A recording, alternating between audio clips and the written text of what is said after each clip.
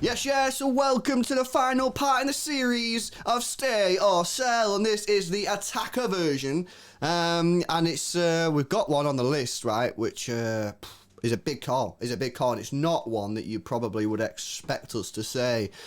Before we get into it, guys, I want to let you know about today's sponsor. It is the guys at OneFootball. OneFootball got an app that you can download, right? You download it, select City as your favourite team, and any news you want about City, it's going to be on the app, guys. It's just going to be there, okay? You know, the best part about this is it doesn't cost you a single penny. Download it. The link's in the description. It's also in the pinned comment. If you download it, you help support the channel. You get all the City news. You get all the Euro news, transfer news, match news when the games are back on. It's absolutely mint. Go check it out. Link in the description.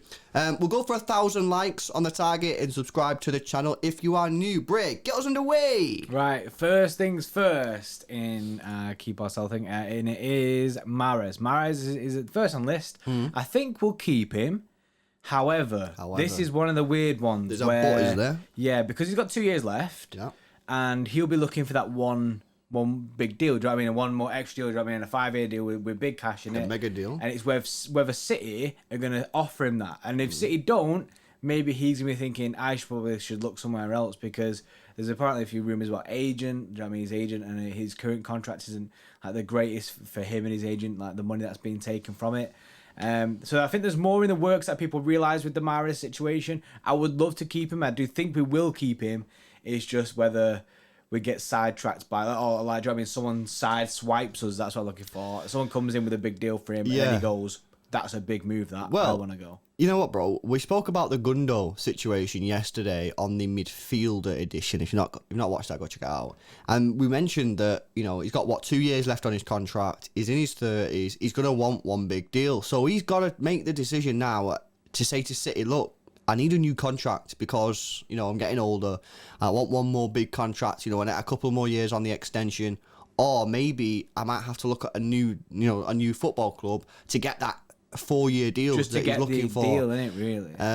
You know, because that is what players do these days. So, you know, and there's no problem with that. So it'll be an interesting one to see what happens with Riyad Mahrez. He's had a phenomenal year. Champions League, he was absolutely brilliant. He's probably our best player in the Champions League, you know, in terms of impact and stuff. So, and he gave us that memorable moment, didn't he, against, was it PSG, with a free kick or whatever. Yeah. So, yeah, I think we'll keep him. But I just think, again, we just need to keep our eye on the rumours and see what's going on with this one. But yeah, that's Riyad Mahrez. We'll put him down as a keep. Right, next up, Phil Foden. I tell you what, if he was sold, I think I would genuinely stop being a Man City fan, right? Because we cannot sell this guy ever. Nah, never. He's got to stay. I think legit, right? We should just give him a 10-year contract, right? And just put him up in increments every year. You know what I mean, with the inflation and that. You know what I mean? Give him like 300k a week and just say, right, every year I'll go up with inflation.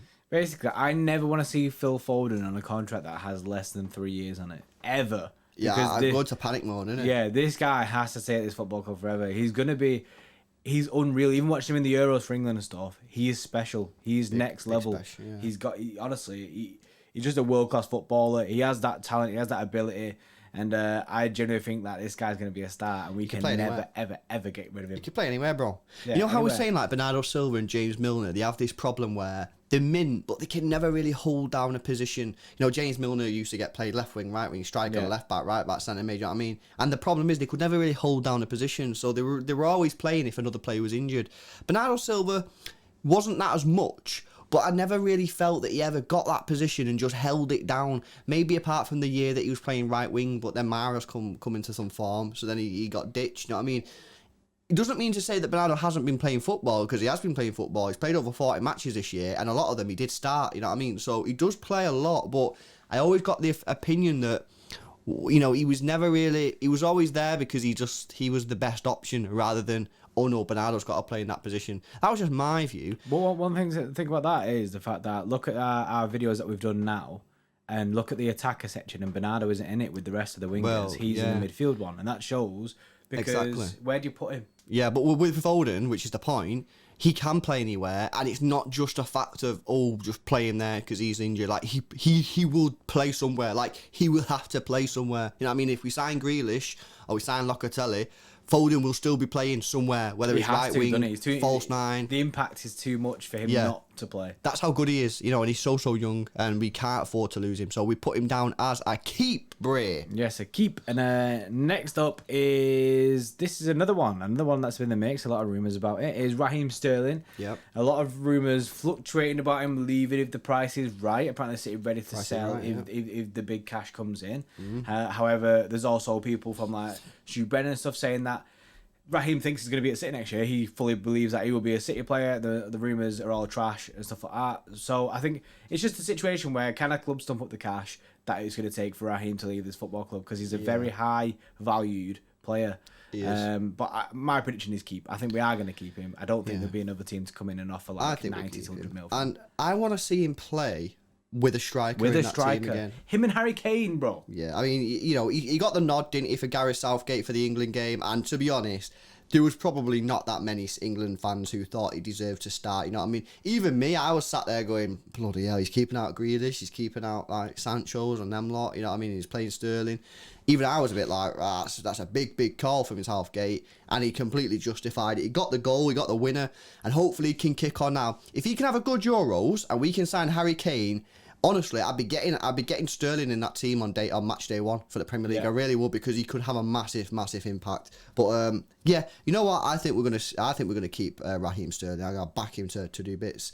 Next up, Gabby Jesus. Now he's been at the club now a few years, and for me, I really liked him when he first come in. I remember talking him up, like thinking, this guy's gonna be the next like Ronaldo. You know what I mean? He's gonna be mint. You know what I mean? So I was buzzing, but he's never really done it for me like on a consistent basis. He always will go 9 games in the Prem, start and play like 90 minutes and not score. Like that's not right. Like maybe like Aguero might have done it once or twice. Rooney might have done it once, but this guy continually does it like every season. And I would caveat that by saying, to be fair, we've not really created the best opportunities in front of goal for him this year. You know what I mean? He's kind of just been in there, and sometimes he won't have a chance. Now, you could read into it saying, well, he's not working hard enough to get in them positions. However, to give him the benefit of the doubt, in some games he's played, we've not given him a bean. You know what I mean? So it is tricky. However, I just don't think he has the presence up there. I really don't as a striker. And I think that we've got Delap coming through. We've got Foden who can play there. You know what I mean? We've got players who can play. We can play the false 9 if we need to. And I just think that if the club need to raise some funds, I think they might look at Gabby Jesus and say, you know what, mate, time's up. And I think that they might end up selling him. And I think they won't ask too much money. I think they could ask like 40, 50, 60 mil max. And I think, teams will pay 40, 50 mil for Gabby Jesus. And that's what, and talk about Sterling. You were saying someone needs to stump up the big cash. I don't think clubs will stump up the big cash for Sterling.